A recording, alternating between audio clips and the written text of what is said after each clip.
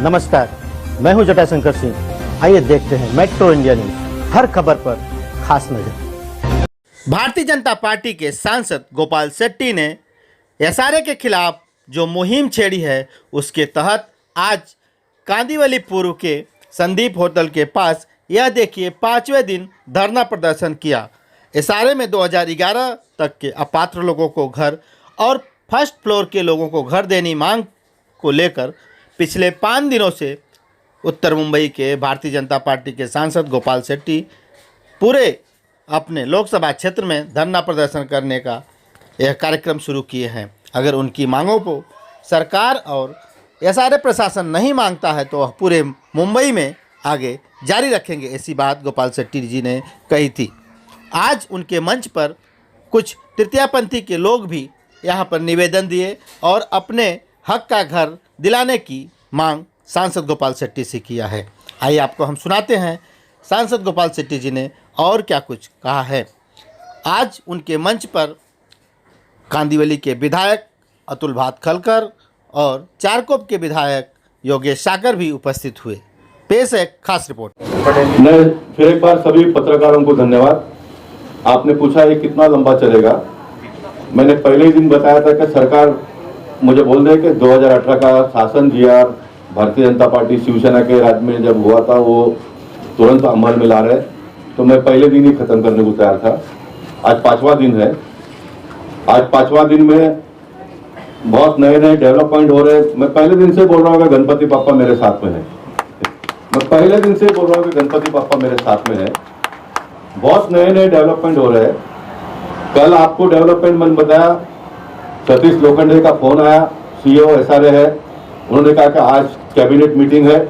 ये cabinet meeting में सशुल्क का जो मसूदा 2018 में तय हुआ था, 2018 में, उसको हम मान्यता ले लेते हैं, बराबर है। और ये लेटर भी लिखा है, ये 2018 का मसूदा है, देवेंद्र जी और शिवसेना के युति के कार्यकाल में हुआ था, वो 2018 का मसूदा है। और बाद में विनोद घोषालकर जी का कल फोन आया, वो भी मैंने बोरीवली के लोगों को बताया।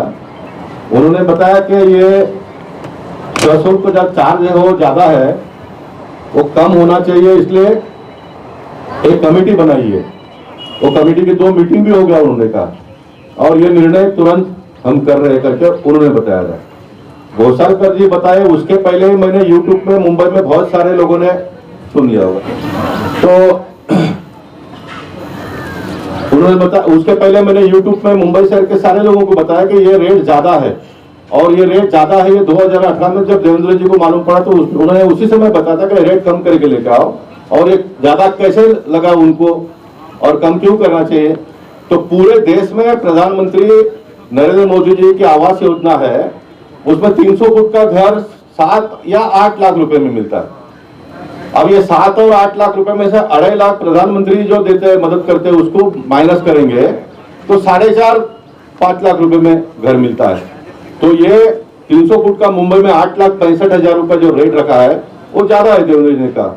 फिर वो वापस ऑफिसर लोग के पास गया और फिर ऑफिसर लोग ने बनाया ने लोकसभा का चुनाव का आचार संहिता चुनाव, उसके बाद में विधानसभा का आचार संहिता चुनाव और चुनाव के बाद में सरकार बदलना, वो वहां रुक गया था उस समय पे। ये सरकार आने के बाद में उन्होंने अभी तक तय नहीं किया। इसलिए ये मैं बात क्यों बता रहा हूँ कि इसके बाद में मैं बहुत बड़ा जानकारी देने वाला हूँ। ये पेपर मेरे पास कल रात को आया महाराष्ट्र गवर्नमेंट का,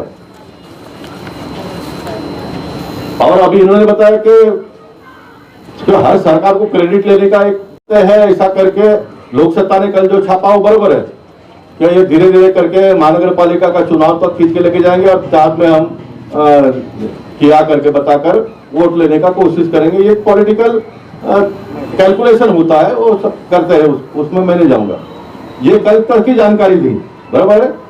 आज सुबह मुझे सतीश लोखंडे जी ने फोन किया कि आज कैबिनेट बैठक है, उसमें हम मंजूरी देते हैं। अब ये डिपार्टमेंट राष्ट्रवादी के पास है, इसलिए मैं शिवसेना के लोगों को भी, विनोद घोषालकर जी और दीपक सावंत जो उनके नेता है, उनको फोन करके कहा कि कांग्रेस और राष्ट्रवादी के चक्कर में मत पड़ो तुम लोग। उद्धव जी को बोलो ये बीजेपी शिवसेना के समय पर ही निर्णय हुआ था, उसको अमल करने का, उद्धव जी ने आदेश दे देने का, तो यह तुरंत हो जाएगा। उन्होंने कहा कि हम करते हैं करके। लेकिन कल रात को मेरे को जो पेपर मिला, मिलिंद महेश्वर जी ने मुझे जून महीने में लिखा हुआ पेपर मुझे अगस्त में भेजा, वो जूना तारीख डालकर। ये लोग क्या कर रहे हैं कि ये सब जूना सब था, वो सब गलत था, अब ये नई सरकार कुछ कर रही है, ऐसा करके पूरा गेम चेंज करने का वो कोशिश कर रहे हैं। ये मेरे पास जो पेपर है, ये 1 अप्रैल 2021। हाँ, 1 अप्रैल 2021 1 अप्रैल 2021 को कक्ष अधिकारी श्री राठौड़ ने साइन करके इसको रिलीज किया है। ये मैं बार बार कहता हूं कि उद्योगों को लोग जानकारी देते नहीं है। इसमें किसका किसका साइन इन्होंने लिया? इसमें अवर सचिव का साइन है, उप सचिव का साइन है, प्रधान सचिव गृह निर्माण का साइन है, मुख्य सचिव गृह निर्माण का साइन है, महाराष्ट्र राज्य मंत्री गृह निर्माण का साइन है, माननीय मंत्री गृह निर्माण का साइन है और माननीय मुख्यमंत्री उद्धव जी का इसमें साइन है।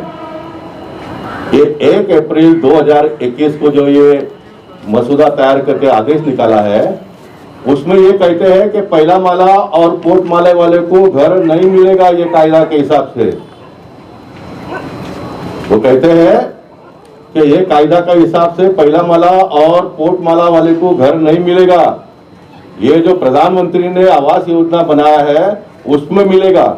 और ये प्रधानमंत्री आवास योजना तो मुंबई शहर में है ही नहीं, उसके बावजूद भी एसआरए के जो अपात्र लोगों को 2.5 लाख रुपया प्रधानमंत्री ने दिया है, वो 2018 में ही पेपर में आ गया, उसका काट कर 8,65,000 रुपये भरने का तय हुआ। यानी जो पहला सब हुआ वो गलत है, ऐसा मानने का। अब ये सरकार, ये अधिकारी लोग, एक अधिकारी ने आईएएस ऑफिसर ने मुझे बहुत अच्छी बात बताई। उन्होंने मुझे बताया कि साहब गोपाल सेठी, आप लोग हमको आईएएस ऑफिसर समझते हो, लेकिन हम आईएएस ऑफिसर नहीं, हम बैंड कंपनी वाले हैं। उन्होंने क्या बताया कि हम बैंड कंपनी वाले हैं। मतलब इसका क्या मतलब? बोलता है बैंड वाला जिसकी शादी है उसमें जाकर बैंड बजाता है, तो हम लोग जिसका सरकार आता है उसके बैंड बजाते हैं। ये बोलेगा मुंडी हिलाओ तो मुंडी हिलाओ, वो बोलेगा मुंडी हिलाओ तो, ये इनका ये, और ये हकीकत में मजाक की बात नहीं, वास्तविकता का है। नहीं तो कौन ऑफिसर इस प्रकार का लेकर लेटर बनाकर साइन लेगा? जो राष्ट्रपति ने साइन किया हुआ 2017 का कानून है कि राष्ट्रपति से बड़े है। इसलिए मेरा आज ये डिमांड है, ये आंदोलन पूरा होने के बाद में मेरा आईएएस ऑफिसर के साथ में लड़ाई चालू होगी। मेरा लड़ाई आईएएस ऑफिसर के साथ में चालू होगा। या तो आईएएस ऑफिसर प्रूव करके देवे कि 2017 का राष्ट्रपति ने साइन किया हुआ गलत है, प्रधानमंत्री नरेंद्र मोदी जी ने बोला गलत है, 2018 में जीआर देवेंद्र फडणवीस जी ने और शिवसेना के लोगों ने निकाला वो गलत है। ये सारा आप लोग गलत प्रूव कर दो, ये सारा आप लोग गलत प्रूव कर दो।